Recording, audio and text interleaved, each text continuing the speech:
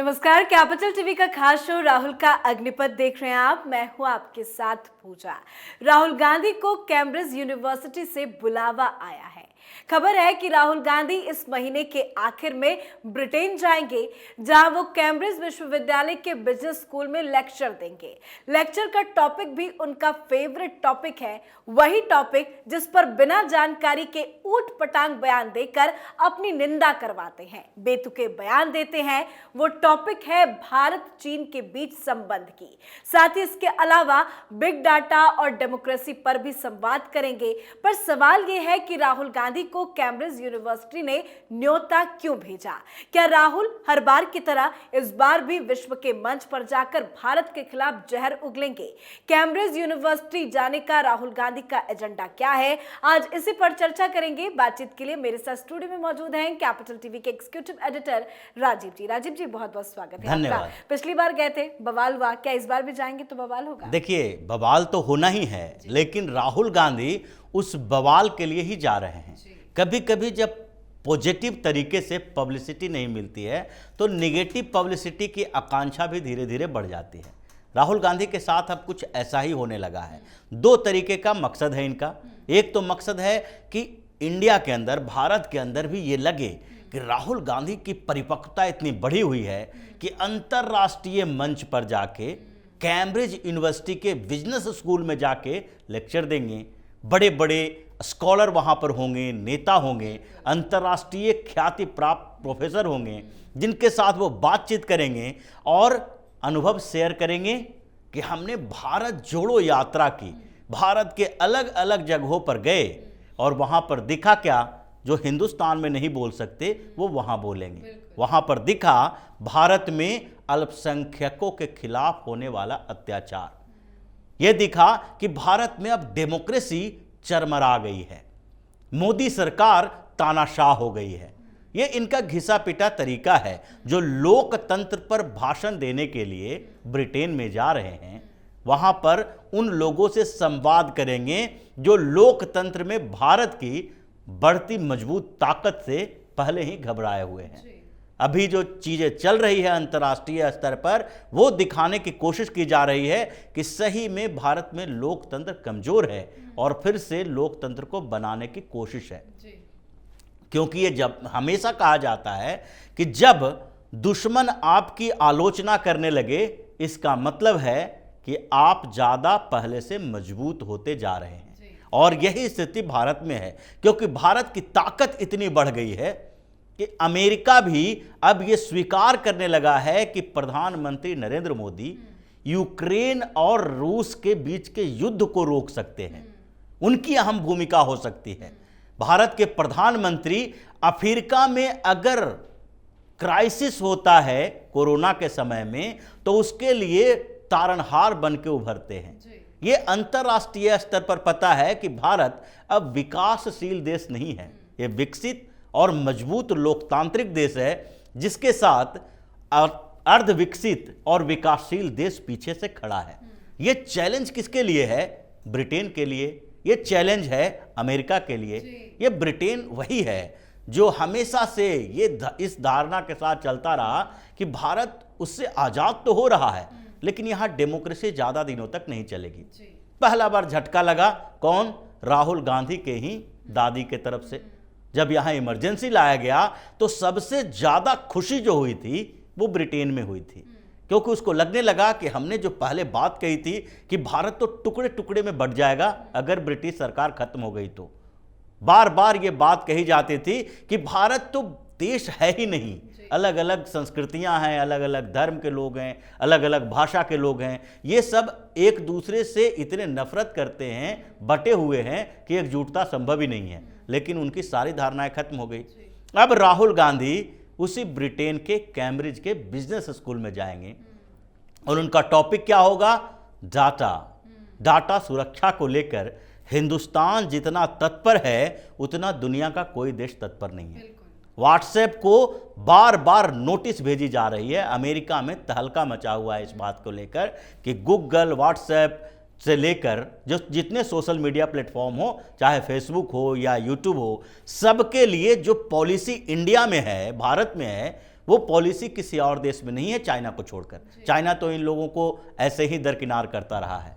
तो ये data security को लेकर, लोकतंत्र को लेकर बात करेंगे, जिनके परिवार ने, जिनके घर के लोगों ने, जो प्रधानमंत्री था, जिस कांग्रेस ने यहाँ की डेमोक्रेसी को छिन्न भिन्न कर दिया, अब वो बार बार यही सवाल उठाएंगे। और उसके बाद जो ये इनका मकसद, पहला मकसद ये है कि भारत के बाहर जाकर भारत के अंदर अपने नेताओं कार्यकर्ताओं को कंफ्यूज करके रखें कि जो राहुल गांधी हैं वो सिर्फ देश में नहीं बल्कि विदेशों में भी उनकी बड़ी अहमियत है। वो प्रधानमंत्री नरेंद्र मोदी के पैरेलल हो चुके हैं। और दूसरी बात यह है कि इनको प्रोपेगेंडा फैलाना है और अपने लिए प्रोपेगेंडा तंत्र का विकास करना है। जैसे पिछली बार ये गए थे, तो पिछली बार भी सबसे ज्यादा कंट्रोवर्सी किस बात पे हुई थी? इसी बात पे हुई थी कि उन्होंने कुछ इंटरव्यू में भारतीय लोकतंत्र के खिलाफ बोला, पीएम मोदी को तानाशाह कहा। और दूसरी बात, सबसे बड़ी बात जो थी वो जेरेमी कॉर्बिन के साथ इनकी मुलाकात, लेबर पार्टी का नेता, जो कुछ समय पहले ही 2019 में जब कश्मीर से विशेष राज्य का दर्जा खत्म हुआ था, उस समय लेबर पार्टी ने प्रस्ताव पारित किया था कश्मीर के लिए, पाकिस्तान की भाषा बोल रहा था।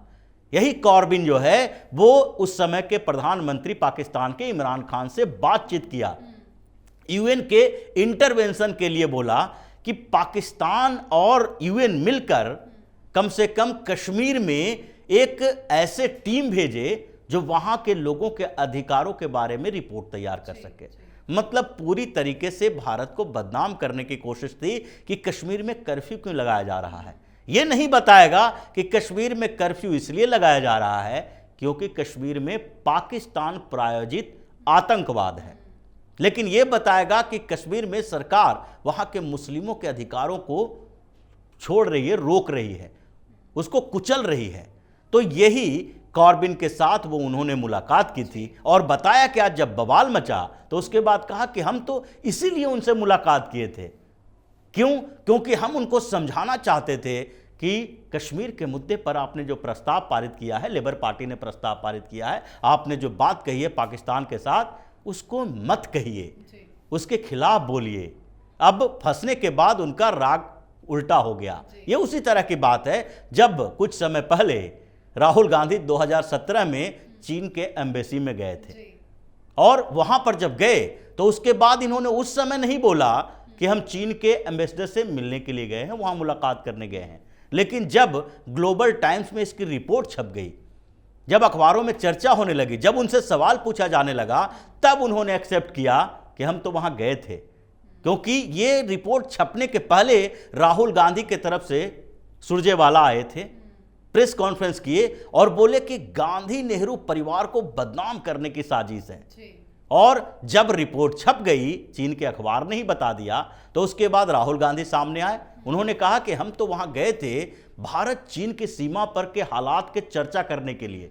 उनको चर्चा करने के लिए देश के कोई नेता नहीं है, पूर्व विदेश मंत्री नहीं है, पूर्व रक्षा मंत्री नहीं है, कांग्रेस के पास तो पूरी टीम तैयार है, वो लोग नहीं हैं। वो चीन के एम्बेसडर से मिलने जाएंगे, वहां पर चीन के साथ बातचीत करेंगे कि भाई आप बताओ कि वास्तविक स्थिति क्या है। तो इनको भरोसा किस पे है? चीन के लोगों की रिपोर्ट पर, चीन के जो अधिकारी हैं उनके कहे हुए बातें पर। इसलिए जब भी डोकलाम की बात होती है, तवांग की बात होती है, एलएसी लद्दाख की बात होती है, तो ये भारत की सरकार या फिर भारत की मीडिया की रिपोर्ट पर भरोसा नहीं करते, ये चीन की रिपोर्ट पर भरोसा करते हैं। इनको इनपुट चीन से मिलता है कि चीन बताता है इसको कि हम तो यहाँ आपके क्षेत्र में घुसे हुए हैं और वही बात तो यहाँ बोलते हैं। सब एजेंडा के तहत राहुल ब्रिटेन जा रहे हैं क्योंकि एक्साइटेड तो बहुत ज्यादा नजर आ रहे हैं। बिल्कुल, इसी सब एजेंडा को दिखाना है और वहां पर हो सकता है कि चीन के कुछ लोगों से भी बातचीत हो, क्योंकि जिस तरीके से चीन और कांग्रेस पार्टी के बीच, मतलब कांग्रेस और कम्युनिस्ट पार्टी ऑफ चाइना के बीच जो एमओयू साइन हुआ है, वो तो अब सीधे तौर पर नकार दिया गया है। क्योंकि उसमें अब राहुल गांधी के जो पिताजी थे राजीव गांधी फाउंडेशन को जो पहले से ही चीन पैसा दे रहा है, इन सारी चीज़ों के लिए फंडिंग में अब राहुल गांधी का इंपॉर्टेंस तो कुछ रहा नहीं, ये तो कुछ खुफिया सूचना भी नहीं दे सकते। राहुल और सोनिया बिल्कुल चीन के मुद्दे पर साइलेंट हैं। तो इनको ये जिम्मेदारी दी गई है कि भारत चीन सीमा को लेकर आप जितनी अफवाहें हैं, मोदी सरकार के खिलाफ जितनी बात बोलनी है, भारत के खिलाफ जो प्रोपेगेंडा फैलाना है, वो सारा पूरी दुनिया में जा के फैलाओ। वही कैम्ब्रिज में भी जाके फैलाएंगे। भारत चीन की सीमा पर क्या हो रहा है उस पर चर्चा राहुल गांधी करेंगे, जिनको ये भी पता नहीं होगा कि किन किन जगहों पर भारत और चीन की सीमा लगती है। इनको ये भी पता नहीं था कि अगर LAC पर भारत और चीन के बीच जो इन्हीं की सरकार के समय समझौता हुआ है, उसमें हथियारों का उपयोग नहीं किया जाना है। जब संघर्ष हुआ था LAC के पास, तो उस समय इन्होंने ही बयान दिया था। जब तवांग में हाल फिलहाल में हुआ तो भी इन्होंने ऐसा ही बयान दिया।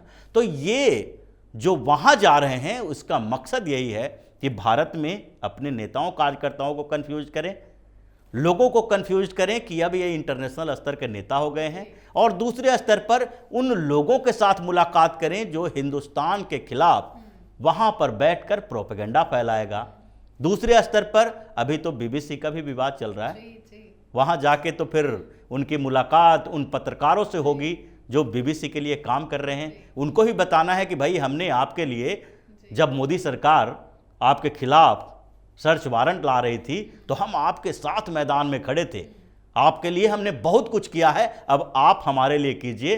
राहुल गांधी को प्रधानमंत्री उम्मीदवार बनाने के लिए फिर से कोई एक डॉक्यूमेंट्री बनाइए जिसमें यह दिखाया जाएगा कि भारत जोड़ो यात्रा के कारण कांग्रेस को कितना ज्यादा फायदा हुआ। जी, बहुत अच्छे से आपने समझाया, बहुत बहुत धन्यवाद। धन्यवाद। तो राहुल गांधी पिछले साल मई में भी कैम्ब्रिज यूनिवर्सिटी गए थे, तब उनके बयान पर काफी विवाद हुआ था। राहुल गांधी ने कैम्ब्रिज के आइडियाज फॉर इंडिया कॉन्फ्रेंस में मोदी सरकार पर हमला बोला था। उन्होंने कहा था कि वो पार्लियामेंट और चुनाव आयोग जैसे संस्थानों को काम नहीं करने दे रहे। इसके अलावा भी कई सारी बयानबाजी की थी। अब एक बार फिर से राहुल गांधी का वही एजेंडा है कि विश्व मंच में जाकर भारत की छवि को खराब किया जाए। राहुल गांधी के ब्रिटेन यात्रा पर आप अपनी राय कमेंट करके जरूर लिखें। देखते रहिए कैपिटल टीवी। नमस्कार।